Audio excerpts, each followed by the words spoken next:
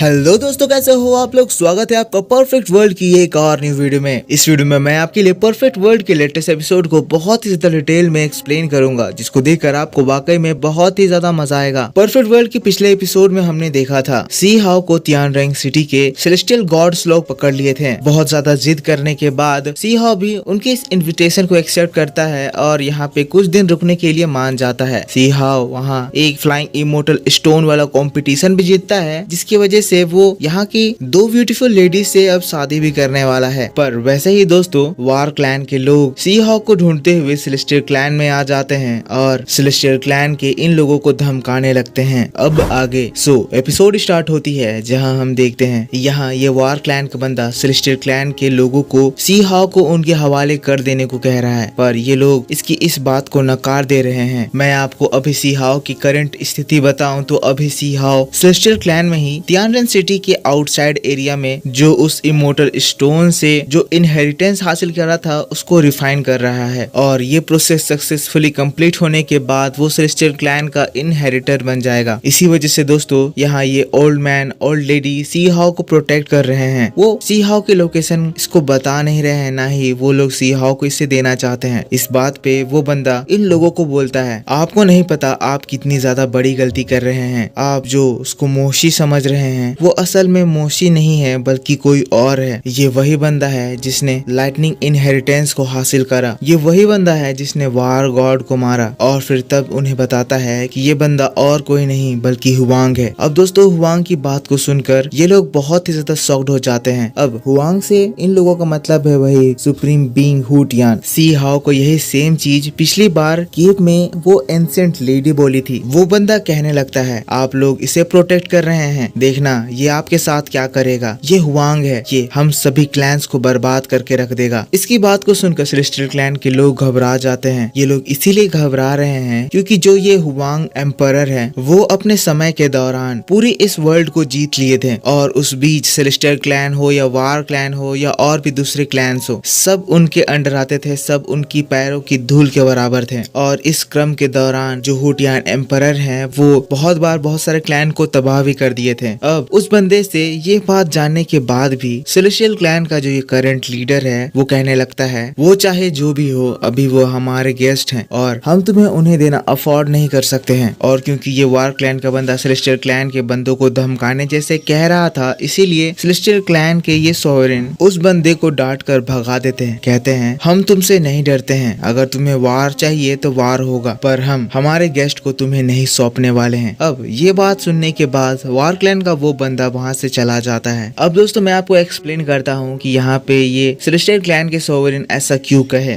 जैसा कि हमने पहले भी देखा था, वार क्लैन के लोग सेलेस्टियल क्लैन के लोगों के ऊपर ऑलरेडी हमला कर रहे थे। अब इन लोगों के इन प्रीशियस स्टूडेंट्स के ऊपर हमला करने की वजह से ऑलरेडी इन लोगों के बीच में एक वार लाइक सिचुएशन तो बिल्ट हो ही चुकी है। चाहे सी हाओ को वो उन्हें सौंपे या नहीं सौंपे, इन लोगों के बीच में वार तो होगा ही। अब ये सेलेस्टियल क्लैन के सोवरेन ये सोच रहे हैं कि जैसे कि सी हाओ ने फ्लाइंग इमोर्टल स्टोन को हासिल करा है, इससे उसने उसके अंदर के एंसेंट स्क्रिप्चर को भी पढ़ लिया है, जिसकी वजह से वो सेलेस्टियल क्लैन का अब इनहेरिटर बन जाएगा। अब जैसा कि वार क्लैन का वो बंदा ये भी बताया कि सी हाओ ने लाइटनिंग एट्रीब्यूट एब्जॉर्ब करा है, यानी कि जो सी हाओ के ग्रैंडफादर ने उसको एक ट्रेजर दिया था जिसमें लाइटनिंग वाला मैजिक लिखा हुआ था। वो कोई मामूली चीज नहीं था, वो बहुत ही ज्यादा इंपॉर्टेंट पावरफुल ट्रेजर था। सी हाओ ने वो ताकत भी एब्जॉर्ब कर ली है। तो ये सेलेस्टियल क्लैन का बंदा ये सोच रहा है कि जब सी हाओ इन लोगों के सेलेस्टियल क्लैन के उस ट्रेजर को एब्जॉर्ब कर लेगा और फिर टोटल रिफाइन कर लेगा, उसके बाद ये लोग सी हाओ से उसकी सारी टेक्निक चुरा लेंगे। अगर जब सी हाओ उनका साथ देने के लिए मना कर दे, नहीं तो अगर सी हाओ इन लोगों को कोई हार्म नहीं पहुंचाएगा तो सी हाओ इनके साथ मिलकर वार क्लैन से लड़ सकता है और फिर इन लोगों की जीत हो सकती है। यही बात फिर वो यूनसी से पूछता है कि तुम्हें नहीं पता था ये मोसी अपनी रियल आइडेंटिटी छुपा रहा है। यूनसी कहती है, मुझे शक हो रहा था पर मुझे एक्चुअल में नहीं पता चला कि ये अपनी आइडेंटिटी छुपा रहा है। अब काफी सारी डिस्कस करने के बाद ये लोग एक डिसीजन लेते हैं, पर सीन यहाँ से शिफ्ट होकर हम लोगों को सी हाओ को दिखाया जाता है। सी हाओ को तियानरेंग सिटी के बाहर एक जगह दिया गया है जहाँ पर वो अपनी कल्टीवेशन कर रहा था। उस हॉल वाली बात के बाद अब काफी दिन बीत गए हैं। सी हाओ ने अपना रिफाइनमेंट कंप्लीट कर लिया है। सी हाओ यहाँ पर घूम रहा था, आसमान में देखकर उसे समझ में आता है कि यहाँ कुछ तो गड़बड़ चल रहा है। आसमान में काले बादल छाए हुए हैं, लेकिन तभी अचानक से हम देखते हैं एक बहुत ही स्ट्रॉन्ग एनर्जी आकर सी हाउ के ऊपर गिरती है। ये एनर्जी इतनी ज्यादा स्ट्रॉन्ग होती है कि सी हाउ टोटल जमीन में धंसने लगता है। अब दोस्तों मैं आपको बता दूं कि ये एक डिवाइन एनर्जी है जो कि रियल गॉड्स की ओर से आ रही है, और ऊपर हम लोगों को उन्हीं दो ओल्ड लेडीज और ओल्ड मैन को दिखाया जाता है। ये दोनों ही रियल गॉड हैं। असल में ये लोग उस डिसीजन के बाद सी हाउ के पास यहाँ पर सी हाउ की आइडेंटिटी जानने के लिए आए हैं। वो लोग ये एनर्जी से सी हाउ के जितने भी फॉर्म्स हैं उनको देख रहे हैं। इनका ये फॉर्मेशन सी हाउ के बचपन से उसके बड़े होने तक उसके सारे रूपों को दिखा रहा है, जिसको देखकर ये ओल्ड लेडी एकदम से समझ जाती है कि इस बंदे को तो मैं जानती हूँ। ये बंदा लोअर वर्ल्ड का है जो कि बहुत ज्यादा पावरफुल है, जो कि अपर वर्ल्ड के गॉड्स को भी मार दिया था। अब नीचे दोस्तों सी हाउ की हालत खराब हो चुकी है। वो इन लोगों के इस एनर्जी को रोक नहीं पा रहा है। दूसरी ओर ये गॉड सी हाउ के बॉडी के अंदर के सारे सीक्रेट्स को निकाल रहे हैं। असल में ये गॉड ये ट्राई कर रहे हैं कि वो सी हाउ के सारे सीक्रेट्स को जाने, फिर उसको हासिल कर ले। लेकिन यहाँ सी हाउ कुछ ज्यादा ही तेज है। जैसे ही वो ये चीज स्टार्ट करते हैं, सी हाउ के फोरहेड के बीच में एक फॉर्मेशन एक्टिवेट होता है, जो कि इन लोगों के इस एनर्जी के जरिए सी हाउ के बॉडी को स्प्लिट करने लगता है। अगर वो लोग सी हाउ की टेक्निक को चुराना चाहे तो सी हाउ की बॉडी ब्लास्ट हो जाएगी और सी हाउ के अंदर की सारी ही टेक्निक, सारे ही ट्रेजर डिस्ट्रॉय हो जाएंगे। अब ये चीज रियलाइज करके तुरंत ही वो गॉड अपने इस पावर को कम करते हैं। वैसे ही सी हाउ मौका पाकर उसके इस एनर्जी को रिटेलिएट करता है और फ्री हो जाता है। सी हाउ खुद में कह रहा है, वाह, इन लोगों ने तो मेरा जीना हराम करके रख दिया। मैंने यूनसी की इन लोगों तक सही सलामत पहुंचने में मदद करी, और इसके बदले में ये लोग मेरी ऐसी हालत कर रहे हैं। मेरे जीते जीते तुम लोग मेरे ट्रेजर्स को नहीं पा पाओगे। अब दोस्तों यहाँ पे सी हाउ अपने जो बाकी के ट्रेजर्स बिखरे हुए थे उनको समेटता है। ये दोनों रियल गॉड्स जो सी हाउ के बॉडी का इंस्पेक्शन किए, इसमें उन्हें सी हाउ के बॉडी के अंदर के सारे ट्रेजर्स दिखे, पर वो जो थंडर वाला ट्रेजर है वो नहीं दिखा। अब इसके पीछे का रीजन ये है कि जब सी हाउ अपने ग्रैंडफादर को उन हुटियान सुप्रीम बीइंग के इनहेरिटेंस वर्ल्ड में छोड़ा था, तब अपने सारे ट्रेजर्स को उनको दे दिया था। अब यहाँ पर ये सारे इंसिडेंट जो हुए, इसके बाद सी हाउ तो ऐसे शांत बैठने वाला नहीं है, जिसके बाद सी हाउ भी गुस्से में अब ऊपर जाता है, इन लोगों को खत्म करना चाहता है। सी हाउ ऊपर जाता है तो हम देखते हैं सी हाउ के ऐसे पावर को जानकर ये रियल गॉड्स भी अब सी हाउ को पकड़ लेना चाहते हैं, और वो ओल्ड मैन अपने डिवाइन चेन को सी हाउ की ओर फेंकता है। सी हाउ इनसे बचते हुए उसके पास जाने लगता है। सी हाउ को समझ में आ जाता है कि ये बंदा बहुत ही ज्यादा ताकतवर है, लेकिन तभी हम देखते हैं ये अपना डिवाइन लो एक्टिवेट करता है। सी हाउ के बॉडी को वो अपने चैन से जकड़ लेता है, और दोस्तों सी हाउ को जमीन में लाकर वो सी हाउ के चारों ओर एक फॉर्मेशन बना देता है। वो बहुत ही ज्यादा गुस्से में है, कह रहा है, तुमने हमारे क्लैन में फेक आइडेंटिटी लेकर घुसने की कोशिश करी, हम तुम्हें ऐसे जाने नहीं देने वाले हैं। फिर दोस्तों ये सीन शिफ्ट हो जाता है। हम लोगों को